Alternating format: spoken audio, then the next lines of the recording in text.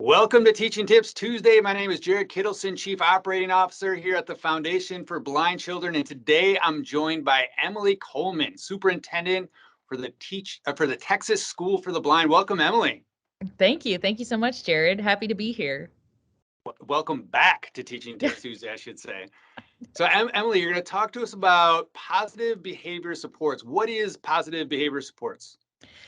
Yeah, so the reason this topic is at the forefront of my brain these days is we just kicked off another school year. Well, I guess it's been about a month now. And we here at the Texas School for the Blind, we really believe in positive behavioral interventions and support, which most people know as PBIS. And we realized this summer that we had sort of gone a few years without beefing up our training again. And as you know, with all things, it's important that we remind ourselves of what we believe in, what we think is important, and touch back on those topics when we need to for the benefit of students, because we all get rusty from time to time. So PBIS kind of came back to the forefront of our practice and has sort of been the focus as we started this school year. That's excellent. So why is it so important, and why is Texas School for the Blind kind of identified that as a priority? Well, we really believe that the positive interventions are just so important to build trust with students, to help them feel safe, and so that they can learn. Because there's so much negativity that can come out in our interactions if we're frustrated or if a student is exhibiting some behavior and we're not sure what to do about it.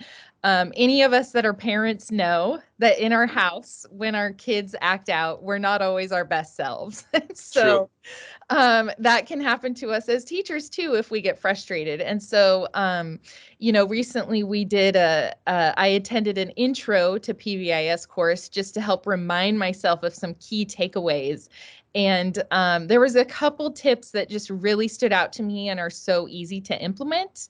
And so that's what I'm hoping to share with you is those. It is a Teaching Tips Tuesday. It is a teaching tip. So what are a couple of your favorites? Yeah.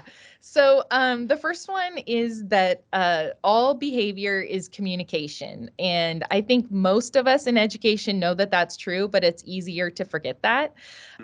All of us have had students, when I was a TVI, I would have students and I would go do a braille lesson with them, and they would be argumentative. They wouldn't want to do it. They would get upset and frustrated. And yeah, I heard passerbys say things like, "Oh, well, they just don't really like braille," or they're just not ready to learn it, and things like that. But for me, I tried to look at, okay, what is it? What are they trying to communicate with me? They're clearly frustrated. So is it that it's not meaningful to them? Do they feel like they don't know anyone else that uses braille, so why should they have to? Or maybe they're just missing some prerequisite skills that would help them be more successful as braille learners. And so we have to back up and do that. So that is a great thing to always remember, is that behavior is communication. The student is not trying to just be upset for no reason. So that's the first tip. That's a great tip. That's a very, very applicable reminder for us all. That's right. That's right. And the second one is to look for the yes, which is, for me. So as many people know, I have an older son who is blind with multiple disabilities. And when he wants something or makes a request, if we use any word that is like no or not right now, or anything that is a negative response, like for example, he loves root beer. He wants it all the time. And so he said, he always is asking for root beer. Well, no kid can drink root beer all day, every day. So we used to just say, no, you can't have root beer right now. And then he would just get really angry. And so when we decided to look for the yes, what we would say is, yes, you can have root beer. And we would give him like 2 ounces over ice. And then we could do that multiple times throughout the day. Like, you're not can of root beer, but yeah, you can have some root beer. Or we would say, yes, you can have root beer after dinner, or you can have root beer tomorrow when we go out to lunch. And so when we look for the yes with students, and this works for older kids, any kid, like even a kid working on transition services, we all have students that want to be a famous pop star, and so when they're like, hey, I really want to be a famous singer when I grow up, as educators, if we just say, no, you're not going to be that, the odds are against you. Yeah, just not shut that's it not down. very good. That doesn't motivate a student, nor do you No, build a relationship. So that's an opportunity to say, wow, it would be really great to be a pop star. Let's talk about absolutely. some of the skills you need to make that happen. So it's just always looking for the yes, always looking to positively support our students. That's awesome. That's awesome. I noticed a common thread kind of through your dialogue today. You talk a lot about relationships. How have you seen, these positive behavior supports change relationships? Yeah, we see it if you start focusing your instruction from that perspective, you almost immediately see changes. Wow. And it's true not just as an educator, but it's true in these are good skills to have in your personal life, with your friends, with your family. One example in my house is that I like to share is I have 3 teenagers. And when I would come home from work, I noticed that they would all scatter.